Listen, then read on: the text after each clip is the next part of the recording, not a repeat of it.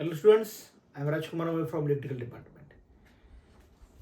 मुलांची खूप इच्छा होती सर PYQ सोडवा, प्रिव्हियस इयर क्वेश्चन पेपर सोडवा. सो आपण चालू करूया प्रिव्हियस इयर क्वेश्चन पेपर जो लास्ट टाइम विचारला होता. माझ्याकडे कॉपी आहे. आपल्या गुगल क्लासरूमला याची मी PDF सेंड केलेली आहे. ती PDF बघा. त्या PDF नुसार आपण सॉल्व करायला चालू करू. तर सगळ्यात पहिली गोष्ट जी नेहमी मी सांगतो, पेपर सोडवताना सगळ्यात अगोदर काय करावं, जे मला येतं ते आधी सोडवावं. म्हणजे क्वेश्चन पेपर ज्यावेळेस मी पेपर चेक करतो त्यावेळी जर मला येत नसेल, म्हणजे क्वेश्चन नंबर 1 एच आधी लिहायचा का, मग क्वेश्चन नंबर 1 ए लिहायचा, 2 पानं मोकळी सोडायची आणि क्वेश्चन नंबर 1 बी लिहायचा, ते नाही आहे सोल्युशन. आणि पहिला जो इम्पॅक्ट असतो म्हणजे चेकिंग करणाऱ्याचा, तो खराब आला की विषय संपला. म्हणून मला प्रश्न कुठला पहिल्यांदा सगळ्यात जास्त जमतो, प्रश्नपत्रिका हातामध्ये आल्यावरती वाचा, पूर्ण छानपणे वाचा आणि त्याच्यावरती विचार करा. 5 मिनिटं जाऊ देत कुठला क्वेश्चन अटेम्प्ट करायचा. मग होतं काय मुलांचं, क्वेश्चन नंबर 1 ए लिहायचा, काट मारायची, परत 1 बी लिहायचा, असं करू नका. कुठल्याही प्रश्नावरती काट मारू नका, खराब दिसतं. आणि अजून एक सांगतो की पेपर चेकिंग करत असताना समजा जर 25 वरती पेपर आला एखादा आणि 28 तुम्हाला पाडायचे असतील मार्क, तर असं होतं की चला आपण 1-2 मार्क देऊ शकतो, पण तुम्ही प्रश्नच अटेम्प्ट नाहीत केले तर मात्र मार्क कुठून द्यायचे, हा एक इश्यू आहे. सो सगळ्यात पहिली गोष्ट, प्रश्न पत्रिका आल्यावरती प्रश्न नीट बघा. मला कुठला प्रश्न परफेक्ट जमतो तो अगोदर सोडवा आणि त्यानुसार तुम्ही करा, फॉलो करा सगळ्या गोष्टी. ओके. तर सगळ्यात पहिलं माझ्या आवडीचं, तुमच्या आवडीचं सगळ्यांचं युनिट नंबर 5 मशीन. आणि प्रश्न अटेम्प्ट करतानाही युनिट नंबर 5चा करायचा. खूप इझी. तुम्हाला सगळ्यांना क्वेश्चन जे इम्पॉर्टंट क्वेश्चन आहेत त्याची मी लिंक किंवा त्याची PDF आपल्या गुगल क्लासरूमला शेअर केलेली आहे. गुगल क्लासरूमची पुन्हा एकदा लिंक या व्हिडिओच्या खाली टाकतो, ते ॲड करा. गुगल क्लासरूमने होईल काय, तर तुम्हाला सगळ्या गोष्टी मिळतील. मी बरेचशा व्हिडिओची लिंक पण टाकलेली आहे. ओके. सो सुरुवात करू आपण. क्वेश्चन नंबर 5A ही previous year question paper last time I think second semester 1ची आहे ही. सो 2024 पॅटर्न सेमिस्टर 1 पॅटर्न कसा येणार, हा अजून एक प्रश्न. सर 70 मार्काचं काय, सर 60 मार्काचं काय. एकच गोष्ट मी त्या दिवशीही सांगितली, आताही सांगतो, 60 मार्क असो किंवा 70 मार्क असो, आपला अभ्यास करण्यासाठी आपल्याला काहीही चेंजेस नाहीत. अभ्यास तुम्हाला करावाच लागेल. उलट 70 पॅटर्नला 2 क्वेश्चन एक्स्ट्रा मिळतील, थिअरीचे 2 मार्क, आणि तेच कमी होऊन 6-6चा पॅटर्न 60 मार्कांना. सो पॅटर्न कसा आहे, मी काय करू, बिलकुल टेन्शन घेऊ नका, अभ्यास करा. पॅटर्न कुठलाही येऊ द्या, अभ्यास करणं महत्त्वाचं आहे. सो सुरुवात करू आपण. क्वेश्चन नंबर 5 का करायची, तर क्वेश्चन नंबर 5नी सुरुवात केल्यावरती तुम्हाला डायग्राम काढण्याचा स्कोप जास्त आहे. पहिला क्वेश्चन नीट अटेम्प्ट केला, पेपर निघाला. ओके. सो आपल्या प्रश्नपत्रिकेमध्ये मी वाचून दाखवतो. असं आहे की अटेम्प्ट एनीवन. क्वेश्चन नंबर 1 आहे, write and explain working principle of induction motor. Second आहे, draw cross section view of DC motor. हा पहिला प्रश्न आहे, working principle of 3 phase induction motor. शॉर्टमध्ये समजून सांगतो. बरं, सगळ्यात पहिलं लिहिताना काय करावं, अशा प्रश्नांची फर्स्ट काय करायचं, question number 5A first diagram काढा, सुवाच्य सुंदर डायग्राम काढा, त्याच्या खाली त्याचं एक्सप्लेनेशन लिहा. एक्सप्लेनेशन करताना जर तुम्हाला डायग्राम काढायचे असेल तर पुन्हा काढू शकता बारीक बारीक डायग्राम. सर पेननी डायग्राम काढली तर चालेल, काही इश्यू नाही. मला असं वाटतं हा मेन डायग्राम पेन्सिलने काढावी आणि एक्सप्लेन करताना ज्या बारीक बारीक डायग्राम आहेत त्या पेननी काढल्या तरी चालते. सो इतकं इझी आहे. ओके. फर्स्ट प्रश्न असा आहे की write and explain working principle of 3 phase induction motor. 3 phase induction मोटरमध्ये मी तुम्हाला वर्किंग तिथं सांगतो एका मिनिटामध्ये. याच्यामध्ये न्यूमेरिकल सॉल्व करण्याचा जास्तीत जास्त प्रयत्न करू. आणि हे मशीनचे वगैरे ऑलरेडी 3 व्हिडिओ आहेत. एका व्हिडिओमध्ये युनिट नंबर 1 and 5, सेकंड व्हिडिओमध्ये युनिट नंबर 2 and 3, आणि थर्ड व्हिडिओमध्ये युनिट नंबर 4. हे फक्त 3 व्हिडिओ बघितले. थेअरीचा ईच अँड एव्हरी क्वेश्चन याच्यातला असो, येणाऱ्या पेपरमधला असो, सगळे त्याच्यामध्ये कव्हर होणार. अजून ह्याच्यामधला एक निगेटिव्ह, समजा मी पाठवलेले क्वेश्चन किंवा तुम्ही अभ्यास केलेले क्वेश्चन याला सोडून एखादा क्वेश्चन आला तर येऊ देत. समजा एक क्वेश्चन मी केलेलाच आलेला नाही, मग काय करायचं, येऊ द्या, काही हरकत नाही. 70 मार्काचा पेपर असेल किंवा 60 मार्काचा पेपर असेल, 54 मार्क हातामध्ये आहेत ना आपले, कळतंय? 60-70 असेल 64 मार्क हातामध्ये आहेत. 5-6 मार्काचा क्वेश्चन वेगळा आला म्हणून गोंधळून जाणं याला अर्थ नाहीये. ठीक आहे, जेवढं हातामध्ये आहे तेवढं सोडवायचंय. आपला टार्गेट एक आणि एकच आहे, 30+ मार्क. आणि जर माझ्या पॅटर्ननी केलं तर तुम्हाला 40+ मार्क मिळतील 60 पैकी आणि 50+ मार्क मिळतील 70 पैकी, आरामात मिळतील. ओके, चलो. So working principle of 3 phase induction motor. सगळ्यात पहिल्यांदा असतो, समजा दिस इज अ रोटर आणि हा आहे स्टेटर. स्टेटर म्हणजे स्टेडी पार्ट, रोटर म्हणजे फिरता part. 3 phase induction motor. 3 phase म्हणजेच काय, तर 3 फेज म्हणजे त्याला 3 फेज असतात, आर वाय बी. आणि मग काय होतं, स्टेटरला पण 3 फेज देतो. म्हणजे समजा this is R phase, this is Y phase, this is B phase, this is R Y B. तुम्हाला असं डबल डबल कसं काय, जेव्हा मोटरचं कनेक्शन बघा, मोटरच्या कनेक्शन मध्ये तुम्हाला असे 6 पॉईंट दिसतील, 1 2 3 4 5 6. हे R1 R2 Y1 Y2 B1 B2 हे पॉइंट आहेत. समजा हा आर हा फेज आहे आणि त्याचा हा एन फेज आहे, सॉरी आर फेज आहे आणि त्याचा, याच्यामध्ये कसं आहे, सगळं गोष्ट डिपेंड ऑन इलेक्ट्रोमॅग्नेट. म्हणजे काय, कुठलंही तुमचं कंडक्टर आहे त्याला तुम्ही वाइंडिंग केली आणि त्या वाइंडिंगला सप्लाय दिलं, त्याच्यामध्ये मॅग्नेट तयार होतं. Correct. So this is N pole and this is S pole. Again this is N pole, this is S pole, this is N pole, this is S pole. आणि हे आहे ते रोटर आहे. Rotor आहे, पुन्हा मी समजून सांगतो, हा रोटर आहे. तर जे रोटर असतं ना, रोटर, त्या रोटरला अगेन वाइंडिंग असते. समजा हे रोटर आहे, तर ह्या रोटरच्या आतमध्ये पण वाइंडिंग असते. रोटरच्या आतमध्ये पण वाइंडिंग आहे. फॉर एक्झाम्पल, म्हणजे तुम्ही हे एक्सप्लेनेशन लिहू शकता. वेनेवर एन एस, ही काय, एन टू एस म्हणजे काय झालं, this is a magnetic field. Whenever magnetic field cut by a conductor और a conductor cuts magnetic field, EMF get induced according to कुठला law, Faraday law. Faraday law नुसार काय होतं, तर ह्या रोटरमध्ये हे वाइंडिंग असल्यामुळे इथंच तयार होतो EMF, म्हणजे इथं तयार होतो करंट, म्हणजेच इथंच तयार काय होतं, तर मॅग्नेट तयार होतं. कळालं, मॅग्नेट तयार होतं.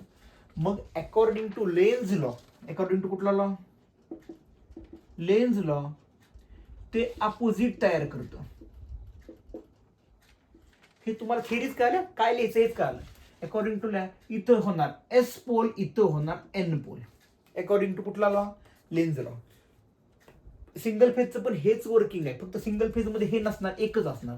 आता जर सिंगल फेजचा विचार केला, सिंगल फेजचा, इथं एस पोल आहे, इथं एन पोल आहे. Opposite pole attracts each other, हे ठेवतो जरा वेळ. अपोजिट पोल काय होतात, अट्रॅक्ट होतात. अपोजिट पोल जर अट्रॅक्ट झाले इथं, तर हे फिरणारच नाही, ते जागेवर थांबणार मस्त वेगळे. अपोजिट पोल आहे म्हणून सिंगल फेजची इंडक्शन मोटर, ही सेल्फ स्टार्ट नसते, त्याला एक्सटर्नल सप्लाय द्यावा लागतो. त्याला आपण कॅपॅसिटर लावतो फॅनला, कॅपॅसिटर फॅनला लावल्यावरतीच ते फिरतं. Okay, so this is single phase. आता बघतोय आपण 3 फेजचं, बरोबर. आता काय होतं बघा, इथं एस, इथं एन, करेक्ट. इथपर्यंत कळलं. याच्या आतमध्ये कसं काय मॅग्नेटिक फील्ड तयार झाली, अकॉर्डिंग टू फॅराडेज लॉ आणि लेन्झ लॉ नुसार अपोजिट तयार झालं. ओके, आता दिस इज 3 फेज सिस्टम. म्हणजे काय होतं, जर मी 3 फेजची डायग्राम काढली इथं, 3 फेजची डायग्राम काढली, तर पहिल्यांदा काय होणार, सॉरी पटकन काढतो.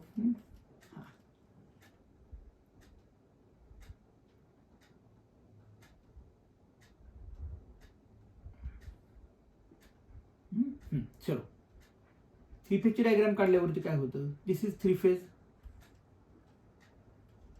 म्हणजे ज्यावेळेस आर वाय बी, एक लक्ष द्या, एका वेळी आर फेज मॅक्झिमम आहे, दुसऱ्या वेळी वाय फेज मॅक्झिमम आहे, तिसऱ्या वेळी बी फेज मॅक्झिमम आहे. करेक्ट. इथं बी फेज मॅक्झिमम असताना आर वाय खाली आहेत, वाय फेज मॅक्झिमम असताना आर बी फेज खाली आहेत.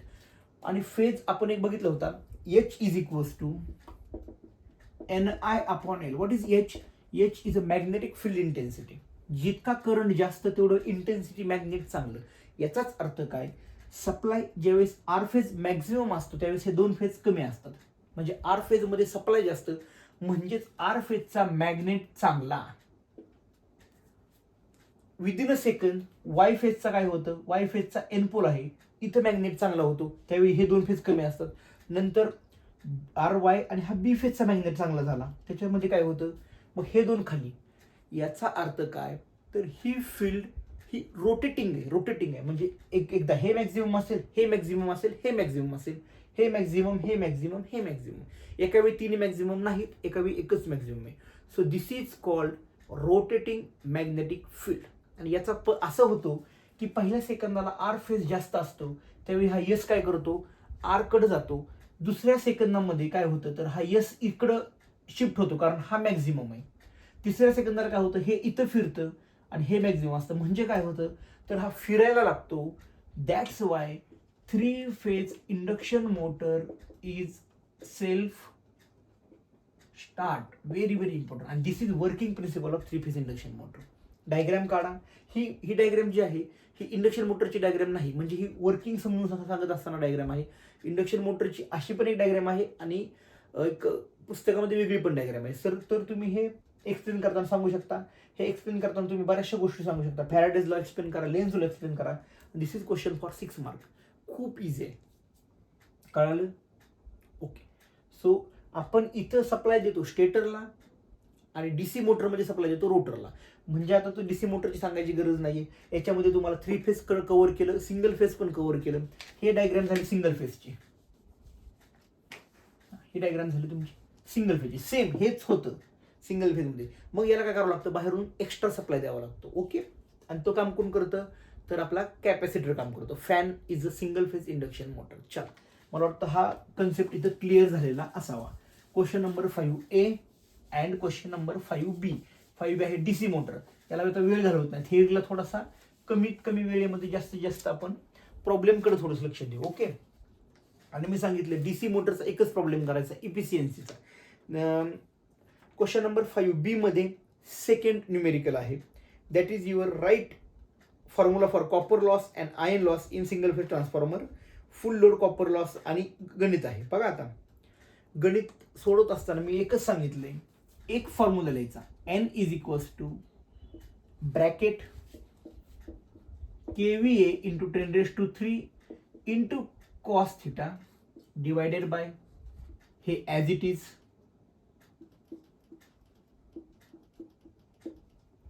याच्यानंतर चुकण्याचा चान्स कुठं आहे, इथं प्लस इंटू नाही. मुला इथं इंटू करतात आणि सगळं चुकवतात. बघा plus iron loss plus bracket square copper loss. Very very important. याच्यामध्ये चुकण्याचा चान्स कुठं, हे बघा हे प्लस आणि हा स्क्वेअर हा तुम्ही लिहित नाही. सो हे लिहिलं. चला, जगातलं कुठलंही न्यूमेरिकल तुम्हाला सुटणार कसं काय. आता काय विचारलं त्यांनी बघा, write full load copper loss and iron loss of 80 KVA. अजून एक सांगतो, हा 80 KVA that is your value of KVA. 80 KVA.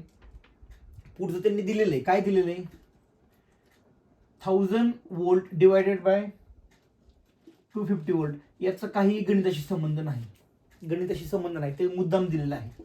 Okay. Next 50 hertz frequency. आता यांनी गणित दिलंय copper loss and iron loss. आर म्हणजे तुम्हाला काही ना इंग्लिश वाचता येत नाही का, लक्षात येत नाही कारण त्यांना कळतच नाही काय दिलंय. Loss is always in watt. लॉसचं युनिट हे वॅट मध्ये असतं. वॅट लॉस वॅट मध्ये आहे. आणि पहिल्यांदा कुठलं लिहिलंय वरती, copper loss and iron loss. आणि इथं पण दिलेलं असेल मग 1200 अँड 800. म्हणजे पहिला कॉपर लॉस 1200 आहे आणि आयरन लॉस 800 आहे. इथं लिहितो मी. कॉपर लॉस किती आहे 1200 वॅट, आयरन लॉस करेक्ट, हा correct 800 watt. Calculate efficiency at, इथं लिहायचं, इथं calculate efficiency at half load कधी हाफ लोड पण पॉवर फॅक्टर दिलेला असेल. हाफ लोड, ओके, गणित असं दिलं त्यांनी, calculate efficiency half load unity power factor. Half load unity power factor म्हणजे पॉवर फॅक्टर किती आहे 1, आय थिंक लिहिलं आहे पॉवर फॅक्टर. आणि second find efficiency Wien unity power factor,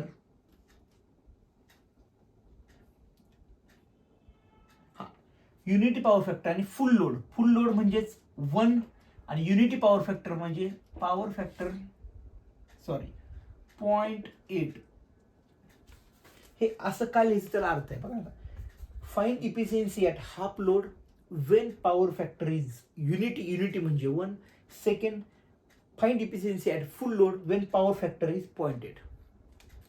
काय इथपर्यंत बघा. आता एका मिनिटात गणित सुटतं. काय करायचं, हे गिवन आहे, गिवनची व्हॅल्यू टाका. इथं काय येणार फक्त 80, इथं काय येणार 80, इथं काय येणार आयरन लॉस, इथं दिलं बघा आयरन लॉस 800, कॉपर लॉस 1200. इथपर्यंत काय अडचण काही नाही सर. नेक्स्ट काय काढायचं, when a efficiency is half load, find efficiency at half load. इथं लिहायचं 1/2, इथं लिहायचं 1/2, इथं लिहायचं 1/2, इथं लिहायचं 1/2. सर 0.5 लिहिलं तर चालेल, 0.5 इथं 0.5 लिहिलं, इथं 0.5, इथं 0.5, संपलं. गणिताचं उत्तर कॅल्क्युलेट टाकायचं. सर हे 1/2 ला 1/2 कट करू का, काही करू नको. हा एक राहिलं, Wien power factor is 1. What is by power factor, हा कॉस थिटा म्हणजेच काय पॉवर फॅक्टर. याची व्हॅल्यू 1 आहे म्हणजे हे कट होऊन काय होणार, याची व्हॅल्यू हे बघा इथं लिहिलंच नव्हतं मी, सॉरी, इथं 1, इथं पण अगेन काय लिहिणार मी इंटू 1. उत्तर काढा गणिताला, बरोबर. आता नेक्स्ट आहे find efficiency at full load. Find efficiency at full load when power factor is 0.8. Find efficiency at, इथं लिहायचं लगेच, find efficiency at full load. Pen बदलतो. कधी पॉवर फॅक्टर 0.8 असताना, म्हणजे पॉवर फॅक्टरची व्हॅल्यू 0.8, पॉवर फॅक्टरची value 0.8 when load is full load, म्हणजे इथली व्हॅल्यू 1, इथली व्हॅल्यू 1, इथली व्हॅल्यू 1. विषय संपला. आणि ह्या गणिताला 8 पैकी 8 मार्क मिळू शकतात. तर याच्यामध्ये काहीही चुकण्याचा चान्स नाही. लोड वॅटमध्ये असतो. फाइंड इफिशियन्सी फुल लोड आहे, हाफ लोड आहे, त्यावेळी पॉवर फॅक्टर काय हा असा लिहायचा, डायरेक्ट बाण करून लिहायचा, वेन दिस असा, म्हणजे चुकण्याचा चान्सच होऊ शकत नाही. आणि गणित सोडता इथं लिहा वाटलं तर फाइंड इफिशियन्सी वेन फुल लोड आणि 0.8 पॉवर फॅक्टर असं लिहिलं तरी चालेल. आणि ह्या फॉर्म्युला खाली लिहा, काही प्रॉब्लेम नाही. फुल लोड म्हणजे इथं 1, सगळ्या ब्रॅकेटमध्ये 1. Find half load when power factor is equal to 1, मग ते मागाशीचा फॉर्म्युला, काही प्रॉब्लेम नाही. Okay, so this is all about unit number 3. कळालं. याच्यामध्ये तुम्हाला प्रश्न काय काय येतील बघा, माझ्या त्या PDF मध्ये सगळं दिलेलं आहे, ते सगळं बघून घ्या आणि मग तुम्ही काय करा, सॉल्व करा. एक सेकंड फक्त, ठीक आहे, 15 मिनिटं काय हरकत नाही. This is all about unit number 1. आता काय करायचं, युनिट नंबर 5. युनिट नंबर 5 संपल्यावरती युनिट नंबर 1 वरती यायचं. युनिट नंबर 1 वरती आल्यावरती क्वेश्चन नंबर 1 असेल, question number 1A, solve any one. Pattern काही पण येऊ शकतो, पॅटर्नचं मी सांगणार नाही. लास्ट टाइम पॅटर्न सांगितलं होता, चुकला तो. Draw and explain single line diagram, electrical power सिस्टीमची डायग्राम आहे जी पुस्तकामध्ये आहे. ट्रान्समिशन, डिस्ट्रीब्युशन आणि जनरेशन. म्हणजे जर ही जनरेशन असेल, दिस इज जनरेशन पार्ट, हा 11 kV असेल तर जनरेशन पासून इथे स्टेप अप करतो आपण 132 kV. आता डिपेंड, काही पुस्तकामध्ये उभी डायग्राम आहे, काही मध्ये आडवी डायग्राम आहे, तुम्हाला काढायची ती काढा आणि काय एक्सप्लेन करायचं सांगतो. This is step up transformer, पुन्हा 132. सर तुम्ही हे काय लिहिता, हे व्हेरी व्हेरी इम्पॉर्टंट, ह्याच्यावरतीच सगळं आहे.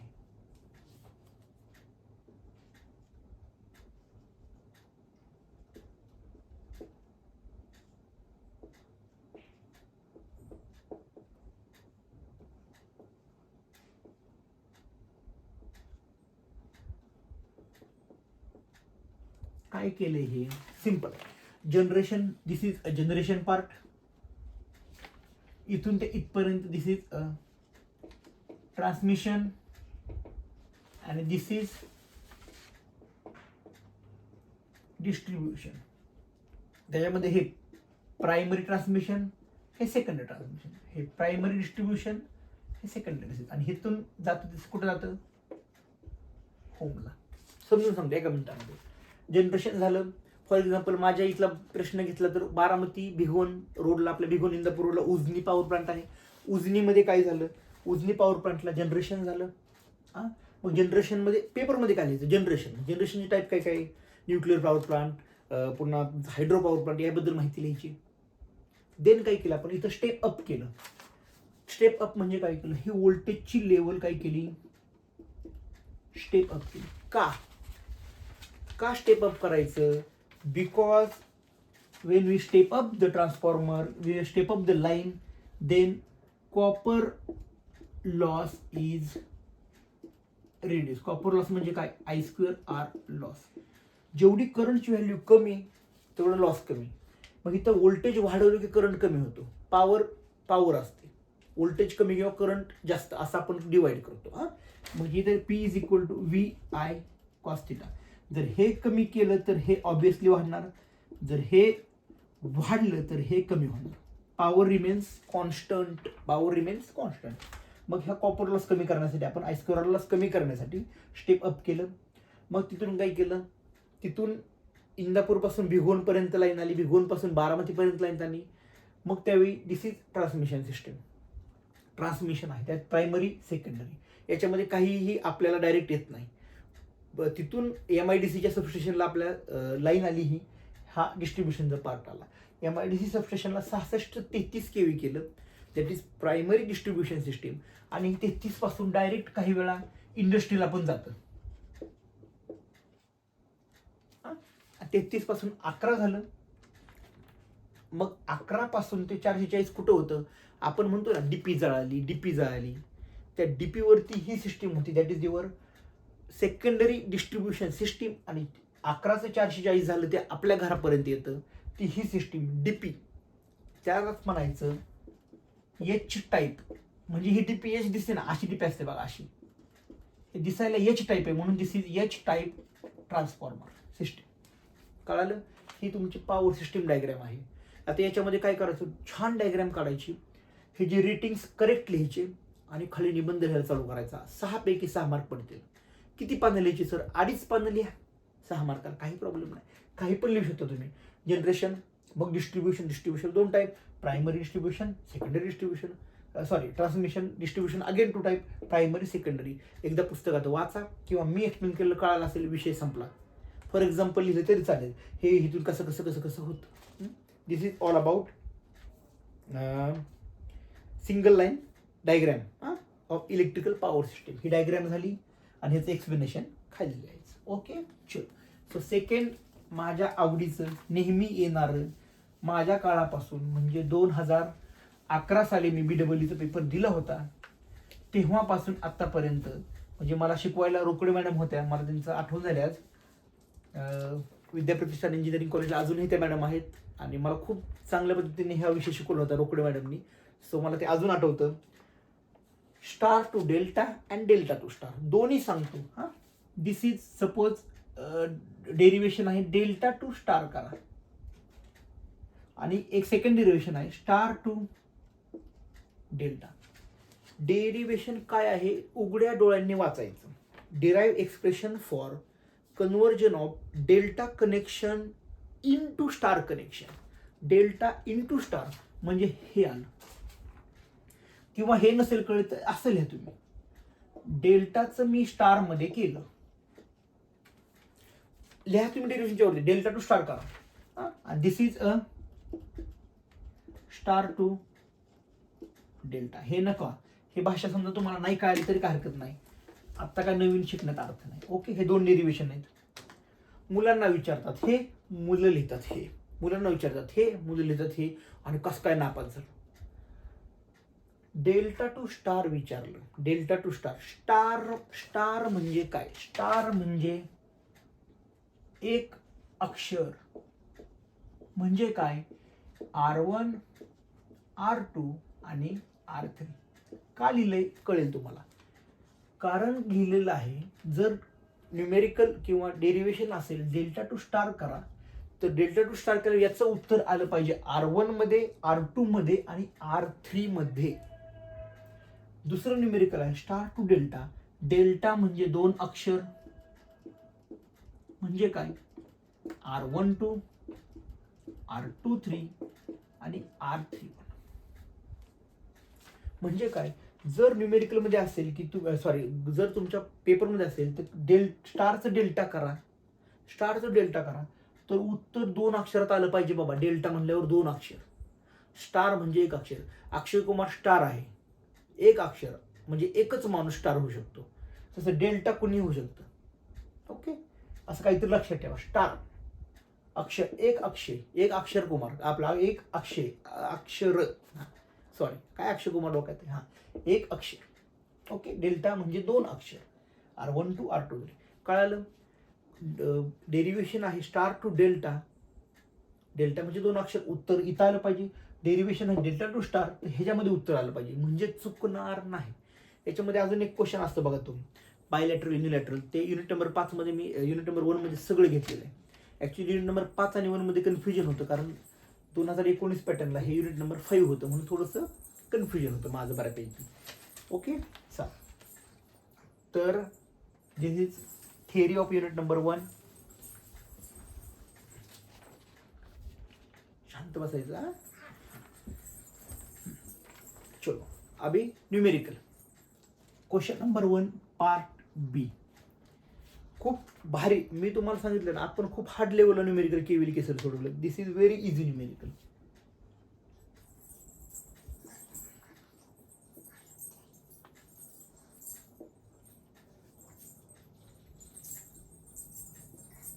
हे न्यूमेरिकल दिलेलं आहे. अजून एकदा सांगतो, न्यूमेरिकल क्वेश्चन पेपर मधलं न्यूमेरिकल बघून उत्तरपत्रिकेत लिहिताना 2 वेळा क्वांटिटी चेक करायच्या, कारण इथलं जर चुकीचं लिहिलं तर 1000 पण सोडून फायदा नाही. ओके, बघा इथं आहे 120 व्होल्ट, इथं आहे 2, इथं आहे 4, इथं आहे 5, इथं आहे 3, इथं आहे 40 व्होल्ट. त्यांनीच दिले I1 आणि I2. ओके, त्यांनीच दिले I1 आणि I2. आता बघा काय करायचं. पहिलं गणित असं आहे, state meaning of unilateral bilateral. ते बायलॅटरल युनिलॅटरल समजून सांगा. Find a current through 5 ohm resistance using loop analysis. Loop analysis आणि मेश ॲनालिसिस सेम असतं, नोडल ॲनालिसिस वेगळं असतं. लूप आणि मेश इथं लिहितो मी. लूप आणि मेश म्हणजे KVL आणि नोडल म्हणजे KCL. Very very important. ते डायरेक्ट विचारत नाही युझिंग बिझिंग, म्हणजे असं पहिले विचारायचे की फाईंड करा कसंही. लूप आणि मेश म्हणजे KVL, आणि हिंदीत दिलंय KVL. इतकं इझी आहे. तुम्ही म्हणाल सर कसं काय, आपण ठरलं होतं आपलं, जर पॉझिटिव्ह मधून करंट बाहेर तर निगेटिव्ह घ्यायचं, निगेटिव्ह मधून करंट बाहेर तर पॉझिटिव्ह. याचं equation number 1, apply KVL at equation number 1. याचं इक्वेशन कसं लिहिणार बघा.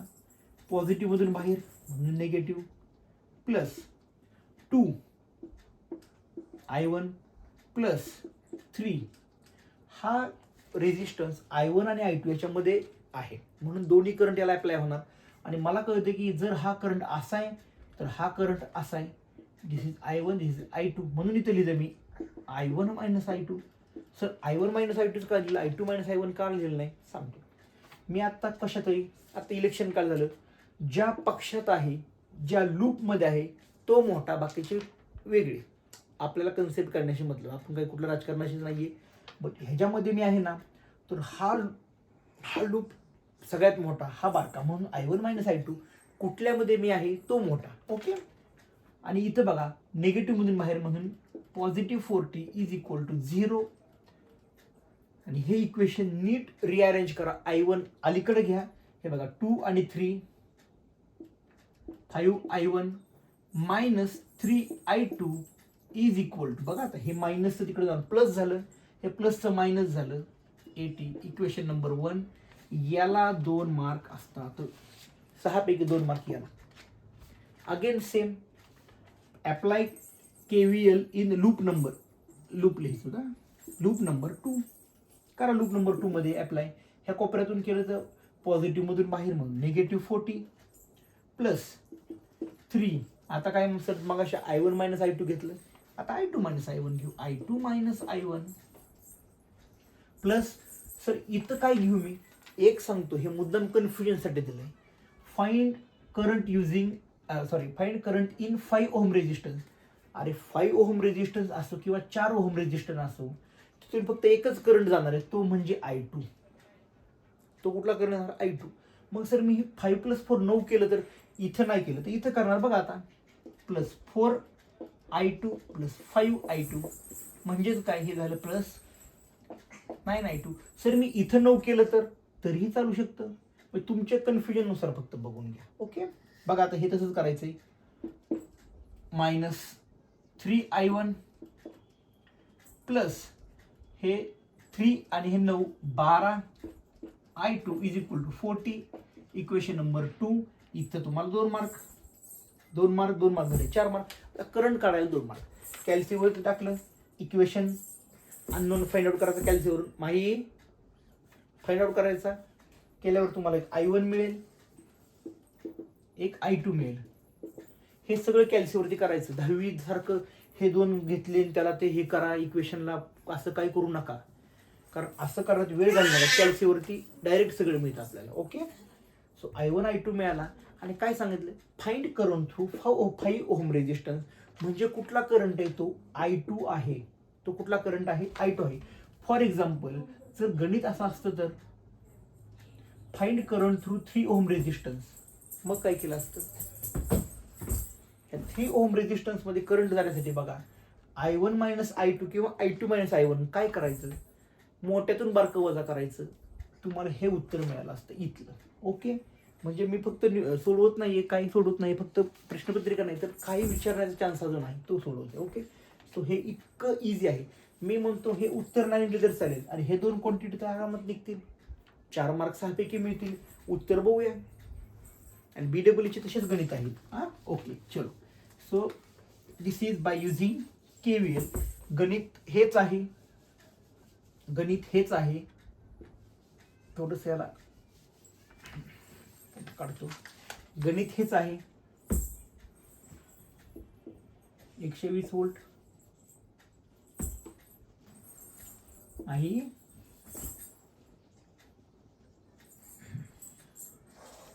काय काय दिलं यांनी, 2 3 4 5 120 आणि हे 40 volt. Okay, find find current through 5 ohm resistance using superposition theorem. आता गणित तर हेच युजिंग काय, सुपरपोजिशन. मी सेम गणित घेतले, सेम. तुम्ही तो व्हिडिओ माझा बघा, तुम्हाला कळेल. सुपरपोजिशन थेरमची स्टेप 1, हा ॲज इट इज ठेवायचा आणि याला काय करायचं, शॉर्ट सर्किट करायचं. हे सोडत बसत नाही मी. ओके, याला शॉर्ट सर्किट केलं, आपण काय करायचं, लगेच KVL अप्लाय करायचा. हा VA आहे, हा काय आहे, V आहे. मग इथून तुम्हाला VA ची व्हॅल्यू मिळणार आणि तुम्हाला एक करंट मिळणार, incoming is equal to outgoing. Solve केल्यावरती सेकंड स्टेप अशी होती याची, हा शॉर्ट करायचा आणि हा काय करायचा इथं ठेवायचा. अगेन तुम्हाला एक इक्वेशन मिळेल, इथे एक इक्वेशन मिळेल बाय युझिंग, हे मी KCL ने सोडवायचं. कशाने सोडवायचं हे गणित मी KCL ने. तुम्हाला जर येत असेल KVL ने तर KVL ने सोडवा, काही इश्यू नाही. मग हे पहिल्यांदा सॉल्व्ह केल्यावर तुम्हाला एक I1 डॅश मिळतो, इथं तुम्हाला I2 डॅश मिळतो, I1 डबल डॅश, आणि फायनल उत्तर काढताना I is equal to I1 dash plus I1 double dash, हे फायनल उत्तर असतं. कम्पॅरेटिव्हली सुपरपोजिशनचं थेरम म्हणजे आता इथं एकच गणित आहे, त्यामुळे याच्यामध्ये तुम्ही KVL KCL प्रेफर करू शकता. कम्पॅरेटिव्हली सुपरपोजिशन थेरम थोडंसं इझी जातं असं मला वाटतं. ते तुम्ही एकदा व्हिडिओ बघून चेक करा. Okay, so this is all about unit number 1. एक मिनिट, आवाज करू नको. चला, आता काय करायचं, आता कुठलं युनिट घ्यायचं तर ते तुमच्या हातामध्ये आहे. म्हणजे माझ्या माहितीनुसार आता सोपं आहे ते म्हणजे युनिट नंबर 2 आपण डिस्कस करू. मला वाटतं थेअरी थोडीशी कमी सांगतो, न्यूमेरिकल थोडीशी जास्त बघू आपण. Okay, unit number 2.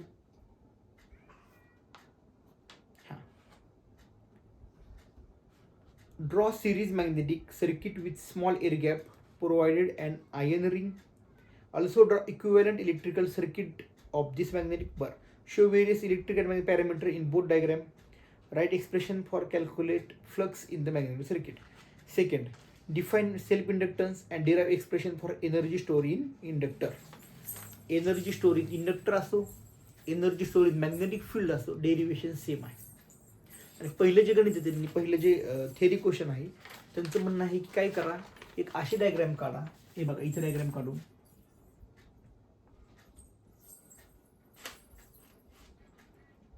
ज्याच्यामध्ये एअर गॅप आहे, इथं एअर गॅप आहे, ही डायग्राम करून एक्सप्लेन करा. आणि दुसरं म्हणजे काय करायचं तर याच्यासाठी मी तुम्हाला सांगतो, माझा व्हिडिओ आहे एअर गॅप